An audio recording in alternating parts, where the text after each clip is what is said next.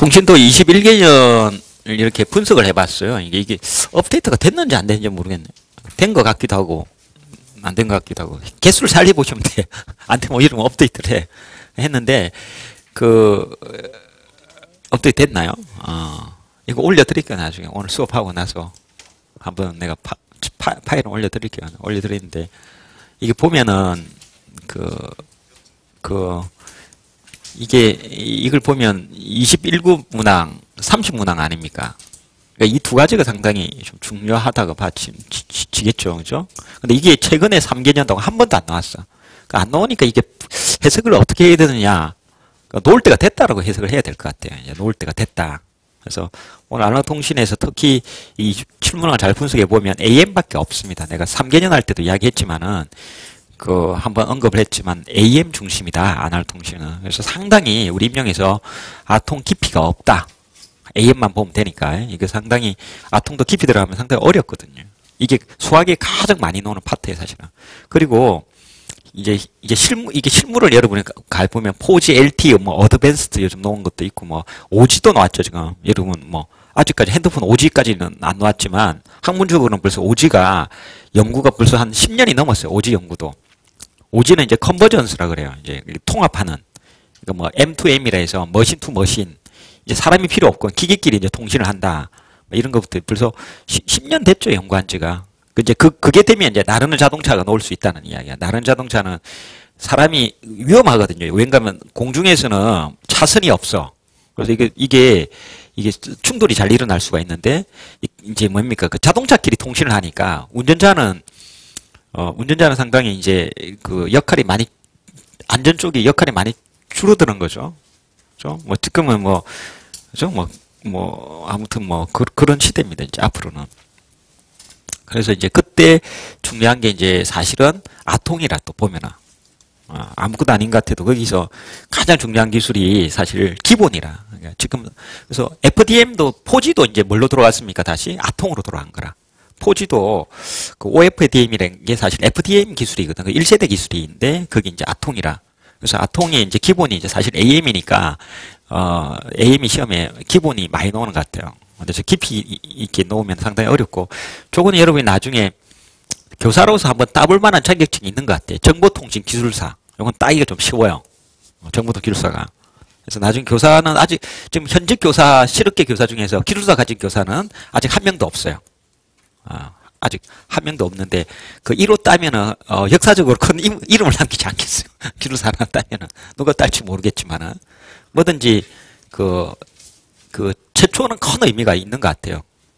그게 이제 선진국이 될수록 더 그래요. 이제 선진국이 갈수록, 에디슨이 이름을 남기고, 아인슈타인이 이름을 남긴 거는, 이제 처음이란 말 때문에요. 이제, 그게 이제 창의력이거든. 남들보다 안 한 걸 한다는 게 큰 의미가 있어요.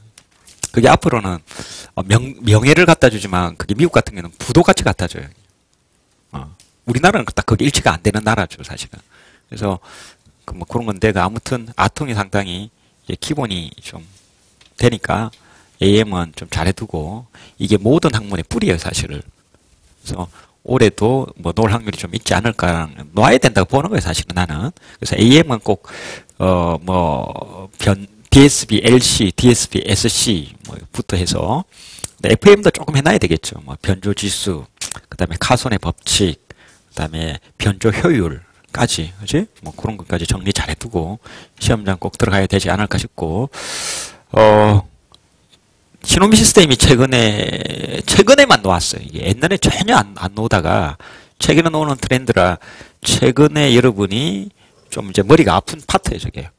이상 올해 프리어 변환이 최초로 나왔어요. 놓아가지고 성우들 상당히 당황스럽게 만들기도 했습니다. 그래서 그런 것까지 맞추기는 힘들다 봅니다, 저는. 그런 것까지 기출 문제 범위를 벗어나는 거 맞추기 힘들 거고, D통은 너무 쉬워요. 이게 D통 틀리면 이제 13문항밖에 안 되지만, D통 틀리면 그냥 이게 시험장 들어가지 말아야 돼요.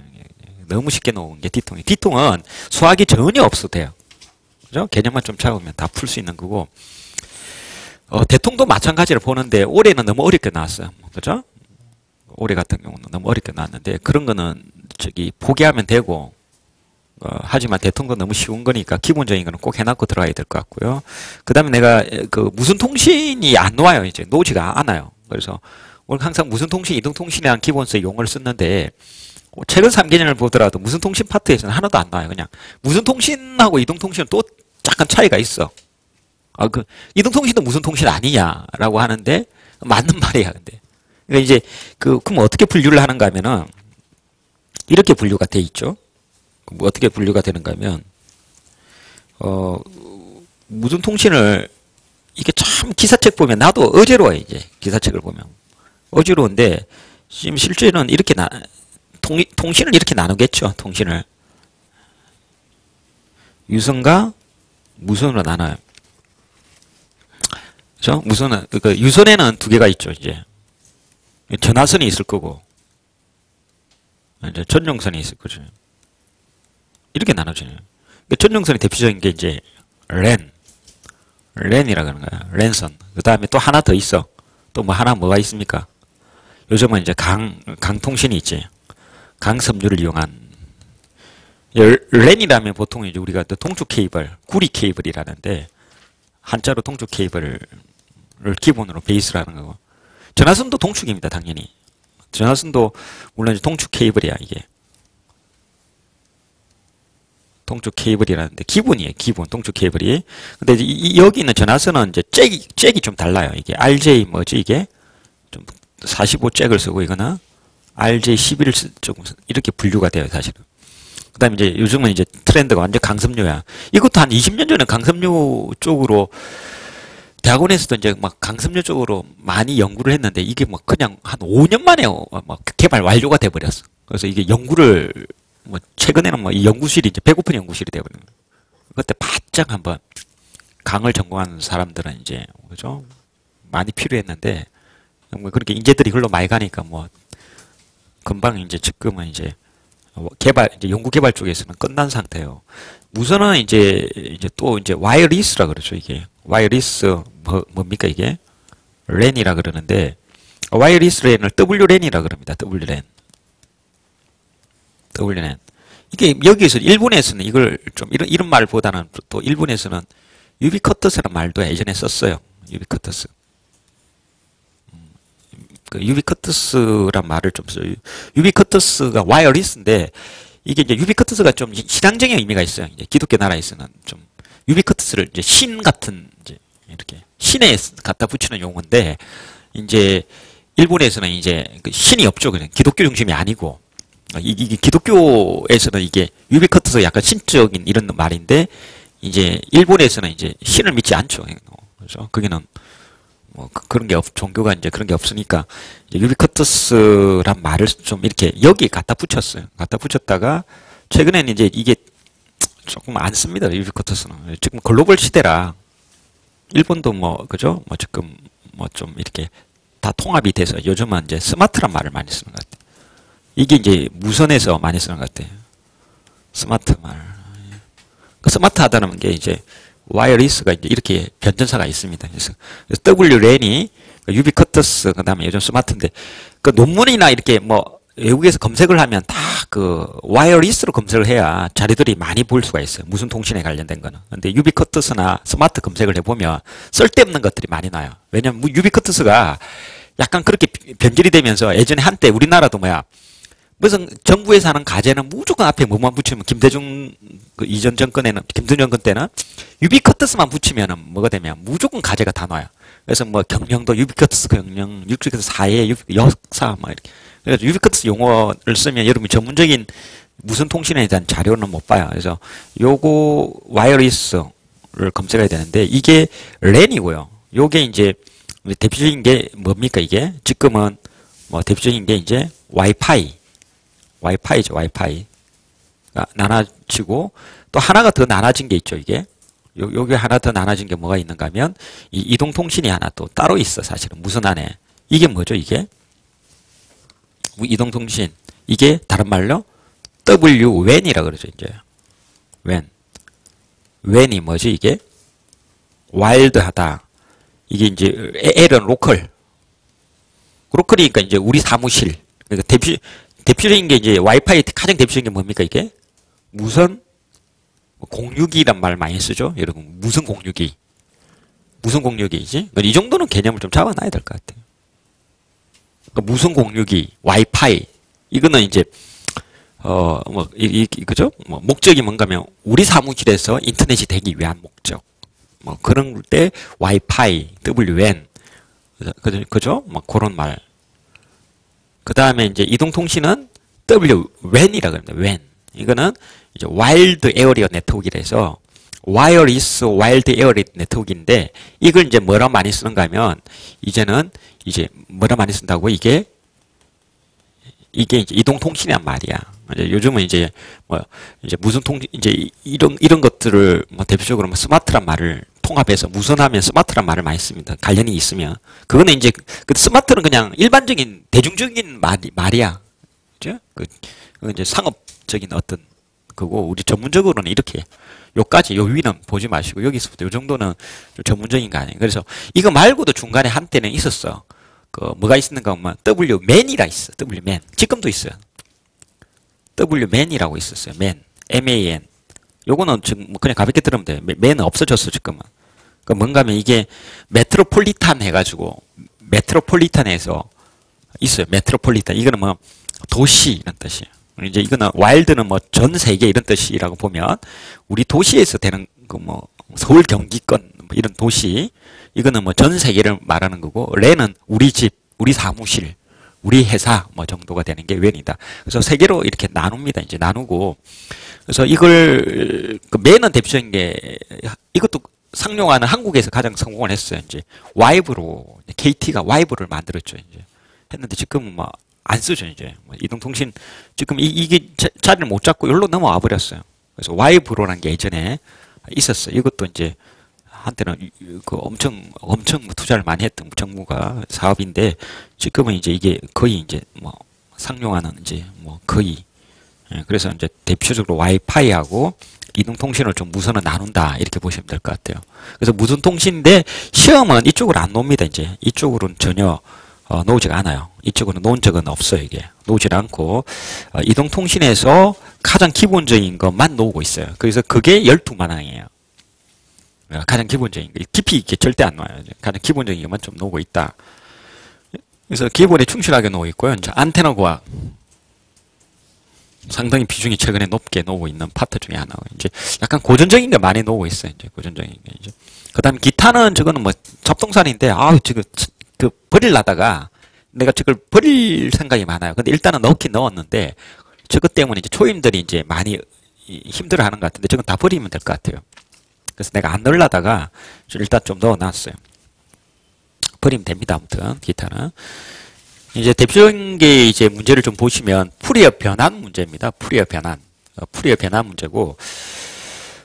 풀이어 변환이 이제 신호미 시스템에서 가장 중요합니다. 이제 신호미 시스템 풀이어 변환이 가장 중요하고, 우리 임용에서 가장 중요하단 말이에요. 임용에서. 신호미 시스템이 사실 엄청 넓은 범위를 커버하는 사실은 과목이에요, 여기에. 제어공학에서 중요하고, 그럴 때는 이제 컨볼루션이 좀 중요해요.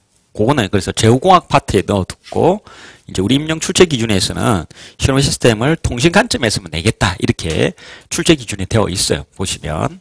그래서 신호미 시스템이 부담이 이제 통신 관점만 있어요. 그래서 그 통신 관점을 볼 때 풀이의 변환이 신호미 시스템은 가장 중요합니다. 그래서 그 관점에서 하나 놓았던 것 같아요. 요거는 이제 여러분이 유출을 할 수 있어야 되겠죠. 어떤 유출을 해야 되는가 하면은 기본서 페이지가 안 맞아요. 업데이트를 다시 교재가 한번 이번에요. 여러분이 이것만 잘 알면 돼요. 뭘 아는가 하면은 그 코사인파 있잖아요. 코사인파. 코사인파를 풀이 변하면 어떻게 됩니까? 코사인 풀이 변하면 이렇게 된다는 걸 알 수 있어요. 이걸 모르면 안 되면 코사인을 풀이 변하면 이렇게 돼요. 코사인 함수야 이게 그렇죠? 그래서 이렇게 이제 그럼 코사인을 풀이 변하면 이렇게 되죠. 이걸 외우려면 힘들어. 그죠? 여러분, 뭐, 초임들이 외우기 힘들고, 이걸 사실은, 내가 볼 때는, 신호 시스템이, 그 먼 미래는 통신에서 엔지니어가 이런 말을 항상 합니다. 이제 내가 하는 게 아니고, 그 유명한 뭐 교수님이나 이제 학자로서 살아남는다. 또는 엔지니어로서 이제 프로페셔널 엔지니어로 살아남다면, 뭐가 잘 돼 있어야 되는가 하면, 딱, 항상 그게 맞는 것 같아. 그죠? 엔지니어가 살아남는 엔지니어, 프로페셔널 엔지니어 살아남는 거는 뭔가 하면 신호미 시스템 기반이 된 신호미 시스템이 잘 돼야 돼. 그게 잘 돼가지고 뭐가 잘 되는가 하면 DSP야. 이게 또 베이스야. 이게 뭔가 하면 디지털 시그널 프로세싱이야. 이게 잘 돼야 돼. 디지털 신호 처리 기술이야, 이게. 이게 잘 되려면 신호미 시스템이 잘 돼 있어야 되거든. 결론적으로 이거 잘하는 친구는 영원히 필요하다, 통신에서. 나머지는 다, 별 볼일 없겠지만, DSP를, 이게 뭔가 디지털 신호 처리 쪽이야.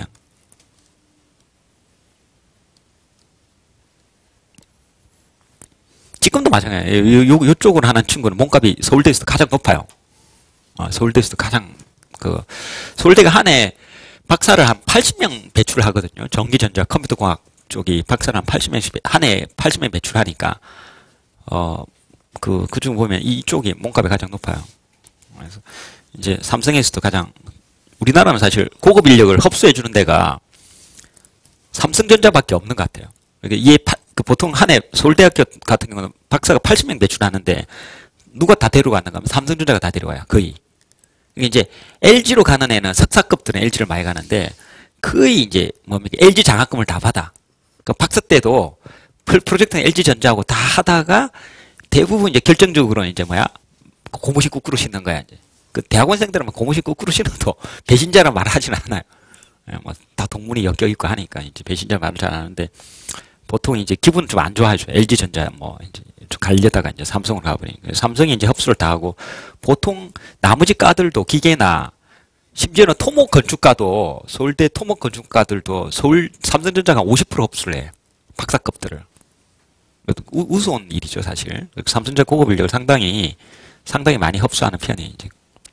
그 다음 이제 석사급이나 학부급들은 이제 학부나 이럴 때는 아직 안 뽑죠, 거의. 학교 보고 뽑지는 않아요. 안 뽑고 다 이제는 그냥, 그죠? 무슨 테스트를, 자체에 그저 또 인성 테스트 하는 걸 거쳐가지고 인성 보고 뽑죠. 근데 이제 고급 인력, 박사급 인력들은 이제 거의 서울대 중심으로 다 뽑죠. 이제 나머지 대학들은 이제 사실 잘 뽑지는 않은 편인데 이제 그 밑에 받쳐주는 일반 엔지니어들은 요즘 학력 보고 전혀 뽑지는 않죠. 자, 아무튼 이게 그만큼 중요한데 이게 바탕이 신호미 시스템이에요. 그래서 신시를 사실 상당히 잘 해놔야 됩니다. 근데 이제 여러분은 이기를 잘 해놔야 되겠지만 지금 임용 붙는 게 목표니까 거기 볼 때는 그냥 이거 하나만 모든 게 끝입니다. 임용 관점 가르치면. 나도 이렇게 강의를 안 하고 싶지만 이게 임용 관점에서 이제 초임들을 위해서 강의를 하면 딱 이 문제를 풀 수 있는 외우지도 않고 풀 수 있는 딱 방법은 여러분 이거는 해놔야 돼. 이걸 못 외우면 이거는 시험장 들어갈 의미가 없어요. 이게 왜 코사인 함수가 이렇게 되는지 증명은 할 수 있어야 돼. 유도를 할 수 있어야 돼. 이건 오일러 공식이라. 그러니까 이것만 되면 이게 코사인 이게 뭡니까? 오메가 t란 말이야. 코사인 오메가 t면 이게 뭐가 됩니까? 오메가 제로 t라 합시다. 그럼 오메가 제로가 되고 이거는 뭐가 되지? 마이너스 오메가 제로가 돼. 그치? 그럼 되면은 여기서 이 오메가 제로는 어떤 일이 일어나는가 하면 이 두 가지는 여기서 잘 보면 어떤 일이 일어나? 이 주기 함수지. 주기가 뭘로 바뀌었어?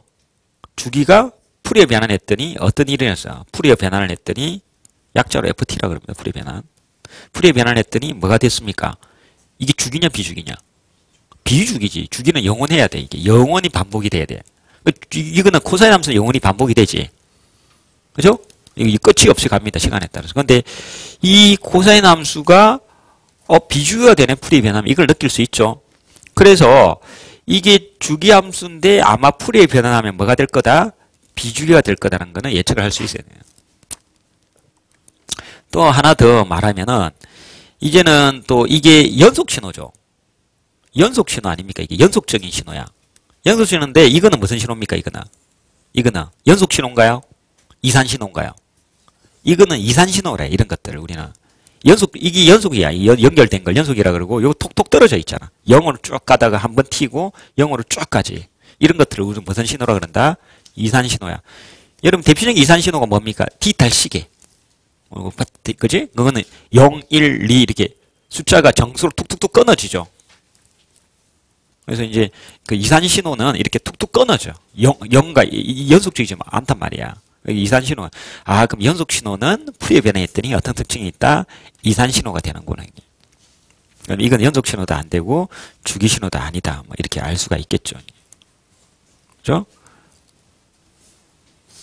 뭐 답이 근데 놓아버렸지 않습니까? 이렇게 되면은 특징 옳은 것을 고르는 거니까 답이 뭐가 됩니까?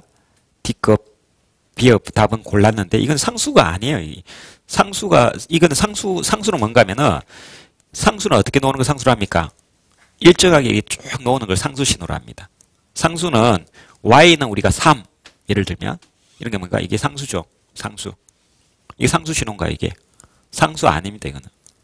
그러니까 일반적으로 이제 이게 상수 신호도 안 된다는 이야기예요. 그래서 뭐 답은 이렇게 하는데 이걸 외우기는 불가능해요. 이게 뭐 다양한 케이스가 있거든. 여기 불가능이니까 그냥 코사인 함수 하나 잘 해놔야 되고 그 다음에 하나 뭐 코사인 함수 말고 또 있죠. 여러분이 기본적으로 상수 신호를 풀이해 변하면 어떻게 됩니까? 우리가 대표적인 상수가 뭐 델타를 볼까요? 델타 t를 풀이해 변하면 얼마 나옵니까? 이거는 풀이해 변환하면 이거 안 넣으면 안 돼. 사실 이 정도는 얼마야?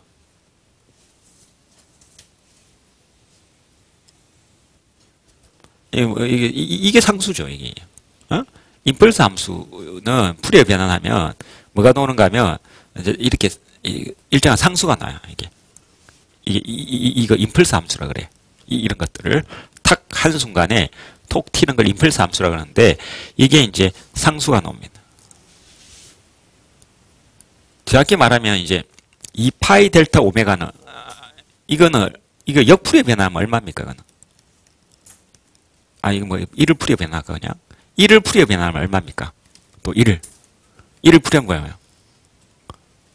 뭐 답을 말해줬는데 아무튼 2파이 델타 오메가가 됩니다.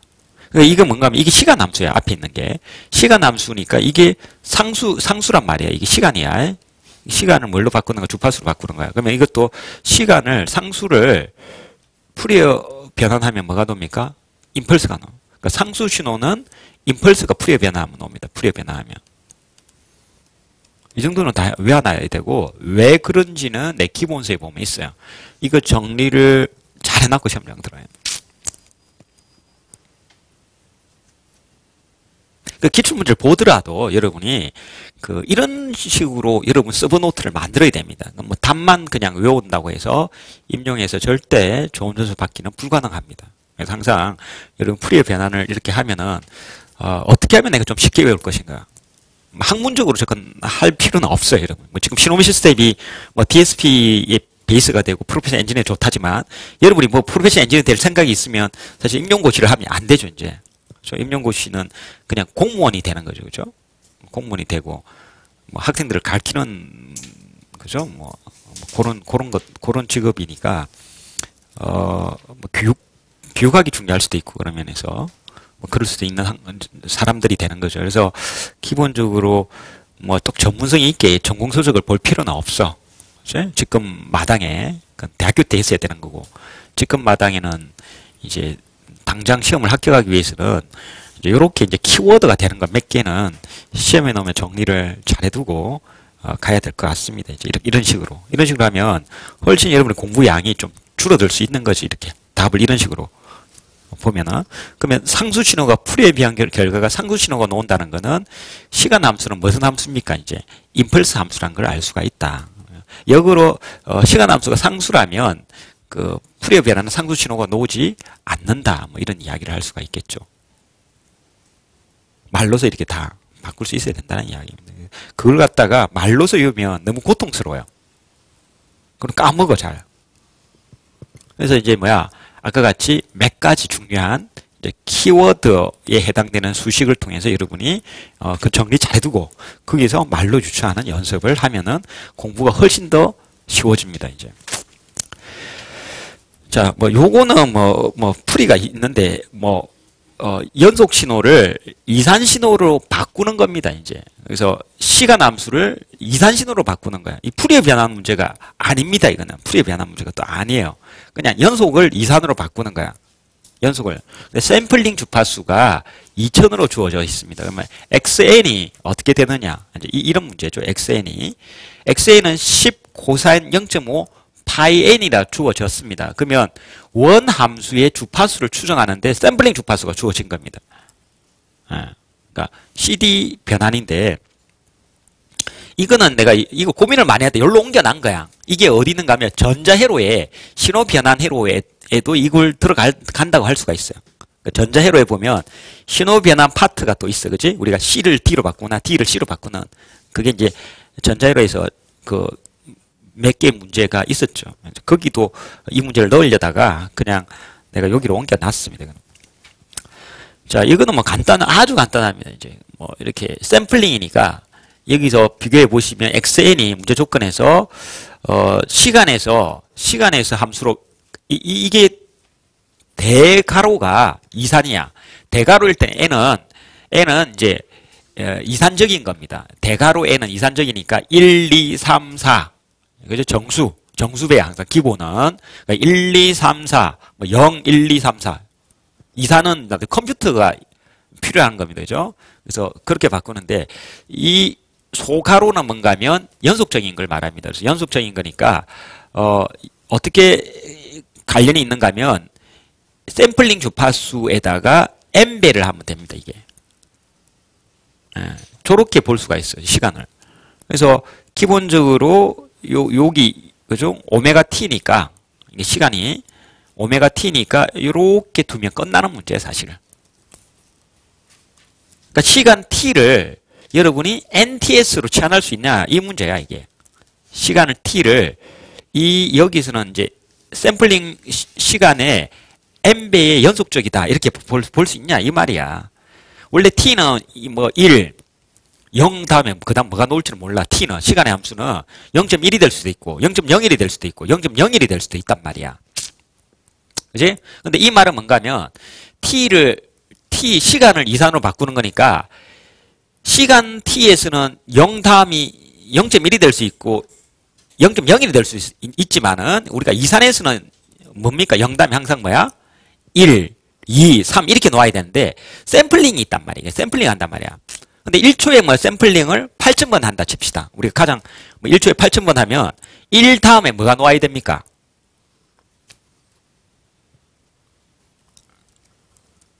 1초에 샘플링을 8,000번 한다. 이 말을 다른 말로 하면 여러분이 8,000헤르츠란 말을 씁니다. 사실.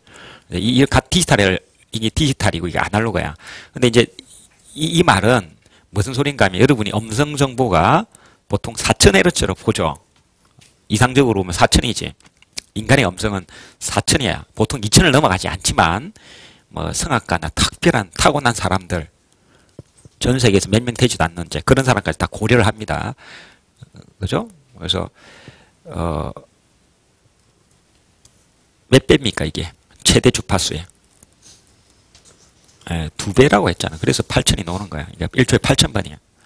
이렇게 해야 뭐야? 나중에 디지털 샘플링을 하더라도 신호 복원이 가능한 거야. 그래서 8,000 하면 이렇게 이 정도는 바로 놓아야 됩니다.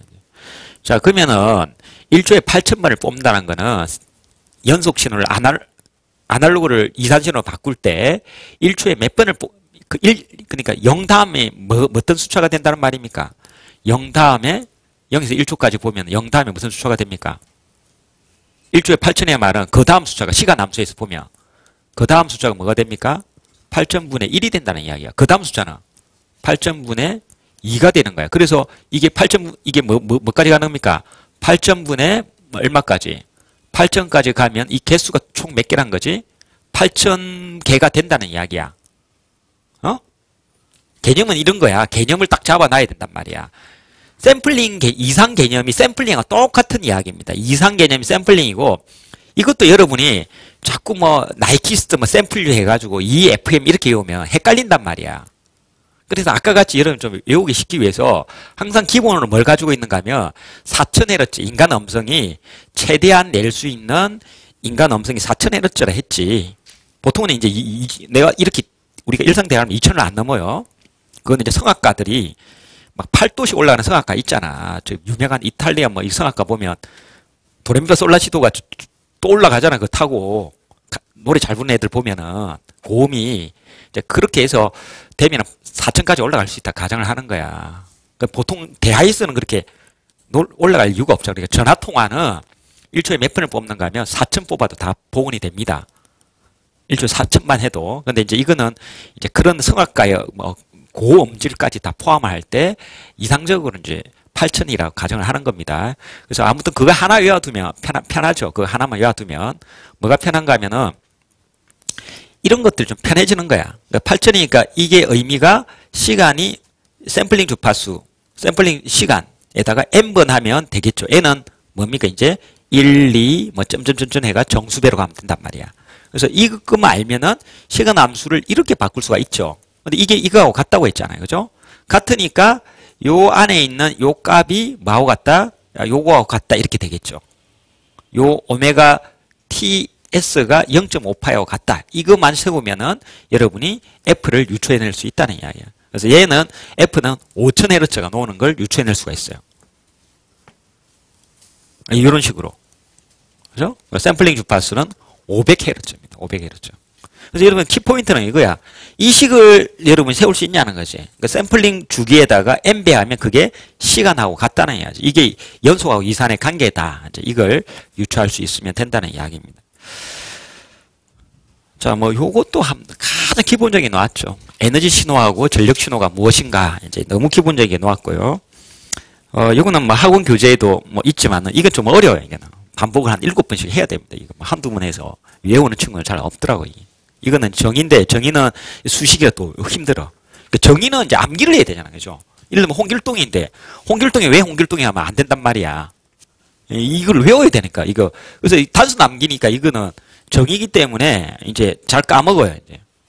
그죠? 그래서 기본적으로 많이 외워야 됩니다. 이게 보시면 에너지 신호는 이렇게 됩니다. 이렇게.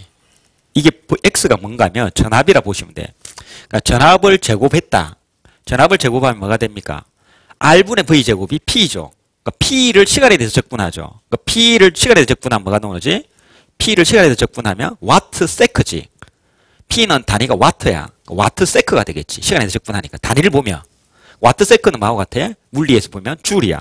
그러니까 에너지는 그 파워를, 그 P를 0으로 파워라 그러는데, 우리나라 말로 전력을 시간에 대해서 뭐 하면은 적분을 하면, 곱하면, 적분을 하면 뭐가 나오는 거지? 에너지가 나옵니다.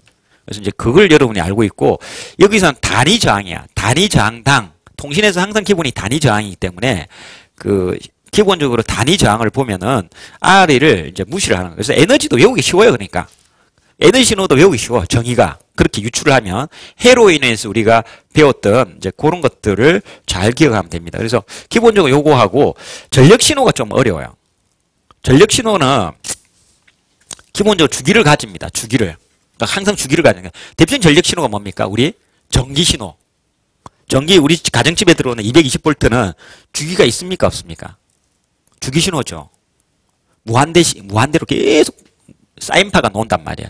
꼽아보면 돼지 콧구멍 꼽아보면 무한대에 이제 사이누소이드파가 나온단 말입니다. 시간축에서 보면. 그래서 주기 신호야. 근데 그걸 적분을 하면 의미가 없죠. P를 적분하면 항상 무한대가 나올 거 아니냐. 그지? 그래서 그걸 뭐야? 한 주기에 대해서 적분한다고. 한 주기에 대해서. 그래서 여러분이 이제 대표적인 전기 신호를 생각하면 이것도 어렵잖아요. 그래서 한 주기에 대해서 보는데 이게 0에서 T 하면 안 돼. 0에서 T 하면 뭔가 한 주기인데 헷갈린다. 나중에 0에서 T 하면. 딱 경계선에 물리기 때문에. 그지? 경계선 물리면 그렇잖아요. 이게. 이렇게 되면 한 주기는 0에서 T인데 이거보다는 이제 이산 신호도 또 적분을 해야 될 때 이렇게 된다고. 나중에 이산을 보면 T마다 샘플링 한다면 0에서 T면 이게 포함을 해야 될지 안 해야 될지 모르잖아. 이산 때는. 그래서 어디서 어디까지 똑같은 개념 한 주기를 이렇게 보는 거야. 한 주기를. 한 주기를 딱 어디에 보는가 하면 2분의 T하고 마이너스 2분의 T를 보면 어떻게 됩니까? 안전빵으로 딱 보이는데 이게 이제 0에서 T 이산일 때는 샘플링 했을 때는 0에서 T에 보면 이게 헷갈리는 거지 이제. 이게 딱 경계선에 이게 신호가 들어왔을 때 이게 포함을 해야 될지 안 해야 될지 헷갈릴 수 있단 말이야. 그래서 일반적으로 마이너스 T 나누기 2분의 T가 한 주기를 저렇게 봅니다. 어차피 저렇게 보는 게 계산이 헷갈리지 않는 거야 이게. 그래서 이제 요거는 0에서 T하고 똑같은 이야기야 한마디로 근데. 경계선에 물리면은 그지? 헷갈려 하니까 그걸 이제 이렇게 봤다는 이야기니까 0에서 T야. 그래서 왜 한 주기를 해야 되는가 하면 전기 신호를 항상 생각하면 돼. 그래서 영원한 사이누소이드이기 때문에 에너지는 신호가 뭐가 나옵니까? 무한대가 나옵니다, 저게. 또 무한대가 나오니까 이 말이 안 되잖아요. 전력의 양은 항상 있잖아. 우리 전기의 양은 항상 있는데 무한대가 나오면 말이 안 된다. 그래서 그 주기 신호는 무한대야, 그러니까 한마디로. 우리가 가정집에 쓰는 전기 신호는 에너지 신호는 무한대구나. 근데 이제 뭐가 존재한다? 전력은 이제 상대적으로 이제 존재하기 위해서 한 주기만 봐야 돼. 그러니까 한 주기는 다 다를 수가 있어요. 똑같은 에너지는 무한대겠지만. 그래서 여러분이 이제 그걸 잘 하면은 전력 신호도 헷갈리지 않아요. 그죠? 전력 신호. 이게 이제 어떤 값을 가져야 된다? 유한한 값을 가져야지 뭐가 된다? 전력 신호가 되는구나. 이제 근데 이제 참고적으로 에너지 신호도 아니고, 이 말이 뭔가 하면 에너지도 무한대고 전력도 뭐다? 이거는 무한대가 존재할 수 있다. 이런 이야기이기도 합니다. 두 개 다 무한대일 수도 있고 두 개 다 0이 될 수도 있어. 두 개 다 0이 되면 왜? 이 사이에 존재해야 돼. 등호가 안 들어갔죠. 그러면 E가 0이거나 무한대이면 그거는 뭐야? 에너지 신호가 아니야. 그 다음 P가 0이거나 무한대면 뭐야? 그것도 에너지 신호가 아니란 수식이야, 저게. 0과 무한대 두 개는 안 된다는 이야기야. 그래서 0과 무한대는 답이 P가 0이다. 그럼 무슨 P가 0이면 그거는 전력 신호가 아니다. 이렇게 이야기할 수 있어야 돼. 이 수식을 잘 못 보시더라고, 내가 보니까. 우리 초임들은. 그래서 이제 그런 것들을 여러분이 이제 저걸 읽을 수 있으면 저거 어렵지 않아요. 그래서 지금 정리를 잘 해두면 회로 이론만 잘 되면 사실 저거는 새로운 암기가 아니고 뭡니까? 거기서 약간 연관을 시켜놔면은 기억력 이것도 여러분이 시험 칠 때까지 쭉 가져갈 수가 있는데 반복을 아무튼 많이 하고 여러분 서브노트도 잘 해놔야 됩니다. 그죠? 이제 키워드야. 이게 풀이가. 그래서 키워드를 좀 해놨습니다. 그래서 통신 시스템에서 에너지 신호하고 전력 신호가 있는데 정연파 신호는 무슨 신호다? 정연파 신호는 무슨 신호입니까? 전력 신호다. 그죠? 금방 이야기했죠? 정연파 신호. 요 공식에서 정연파 신호는 뭐가 있기 때문에 한 주기에 대해서 정연파가 우리가 일반적으로 전기 신호야. 우리 가정집에 들어온 게 사인파나 코사인파란 말이야. 그지? 위상에 따라서. 그지? 그래서 그거는 이제 정연파 신호는 전력 신호입니다. 근데 전력 신호, 우리 가정집을 이야기하는 거야. 그지? 우리 가정집은 전기 신호가 정연파 신호지. 그럼 전기 신호는 전력 신호 맞아요. 한 주기에 대해서 접근하면 유한해. 근데 이거는 주기에 대해서 안 보면 뭐합니까? 무한이죠. 그러니까 이게 맞아 틀려, 이것도. 맞는 말이야. 기억 리얼은 답이 된다는 이야기입니다. 그죠? 자, 그 다음에 리얼은 답이 맞아요, 안 맞아요? 에너지 신호는 에너지가 무한한 신호인가요? 아니지. 에너지가 어떻게 해야 돼? 유한해야 돼. 유한한데 0이 되면 돼, 안 돼? 0이 되면 안 돼. 유한하되 0이 안 된단 말로 표현해야 되겠죠. 그래서 리얼은 틀렸습니다. 이제. 모든 신호는 에너지거나 전력 신호 중에 하나다. 아닐 수가 있지. 이것도 틀렸습니다. 그 다음에 에너지 신호의 평균 전력은 0이다. 이렇게 볼 수가 있습니다. 왜냐하면 지금 여러분이 전기신호 하나만 외워놔도 되겠죠. 왜 평균이 0이 나오는가 하면 이게 정연파 같은 경우는 예를 들면 이렇게 되면 한 주기 적분하면 사실은 절대값을 씌우지 않고 우리가 평균을 내면은 뭐가 됩니까? 이거는 위가 플러스 S가 나오고요. 밑에는 면적이 똑같이 나오는데 마이너스 S가 돼요. 그래서 이 면적과 이 면적을 더하면 절대값이면 답이 달라. 절대값이 아니고 그냥 0에서 한 주기의 평균을 취하면 평균 전력은 뭐가 되는가 하면 이게 뭐가 되는가 하면 0이 된다는 이야기. 그래서 D끝은 좀 논란이 될 수가 있어요. 저게. 왜냐하면 회로 이론에서는 여러분이 회로 이론에서 평균 전력 이렇게 하면 뭡니까 그거는. 여러분 회로 이론에서 이렇게 교류회로 막 시험 문제에서 야 평균 전력 구해봐 이렇게 나왔어. 그럼 그걸 무슨 값이야 그거는. 0이냐? 그럼 무슨 값이야 그거는. 무슨 값으로 봐야 됩니까? 우리가 회로에는 교류회로에서 야 평균 전력 구하여 그냥 탁 던졌어. 평균 전력 구하여 이거 에버리지 파워 뭡니까 그게? 무슨 값을 봅니까 보통? 에버리지 파워. 뭐 다른 단서가 없어. 그냥 에버리지 파워라면 그거는 실효값이야. 그러니까 전력하면 그런 약속이야. 회로 이론에서는 교류회로가 무조건 뭐 이렇게 특별한 단서가 없으면 무슨 값이야? 실효값이야. 그러니까 220V 이렇게 해도 이건 뭐야? 그것도 무조건 실효값이야. 220V가 실효값이야. 그래서 기본적으로 우리가 회로 이론에서 전기쟁이들이 쓰는 거는 전력은 항상 뭐야? 실효 전력이라, 실효 전력. 실효값에 대한 평균 전력이라, 그게. 그러니까 실효 전력이 기본인데, 그렇게 봐버리면 이제 여러분이 이게 이제 혼란이 옵니다. 이거는 이제, 그래서 이 친구가 이게 전기 뭐 회로 이론 이런 말이 없고, 교류 회로 이런 말이 없고, 통신이란 말이 있기 때문에, 요렇게 봐야 됩니다. 일반적으로 여러분이 그 물리학이나 이런 데서 보면은, 이게 많이 헷갈렸어요, 저도. 물리에서는 교류 회로에서 평균을 0으로 봅니다, 이제. 일반적 물리 현상에서는. 근데, 그 우리 회로에서는 약속이죠, 그게. 서로 간에 약속이야.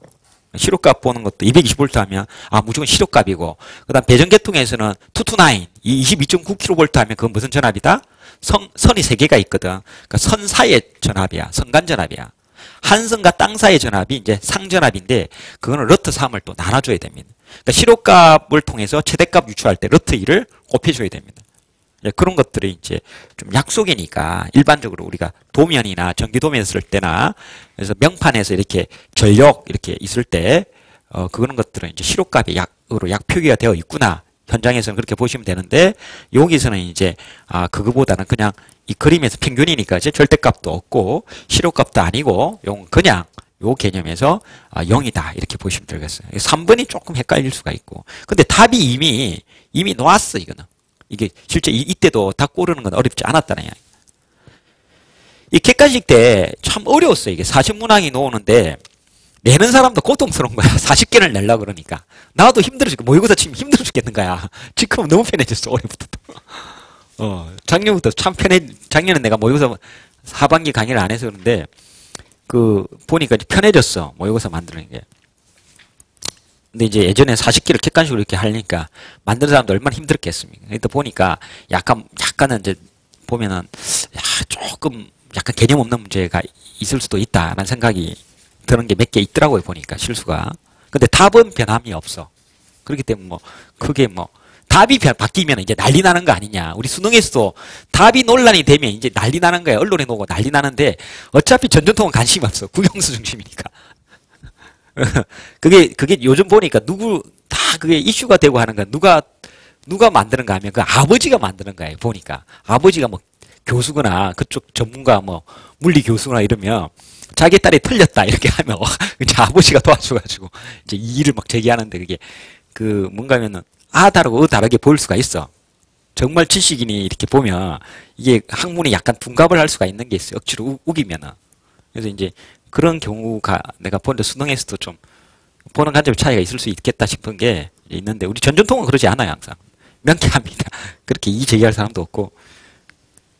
자, 그 다음에 이거는 풀이를 했습니다. 그래서 넘어가도록 하겠습니다.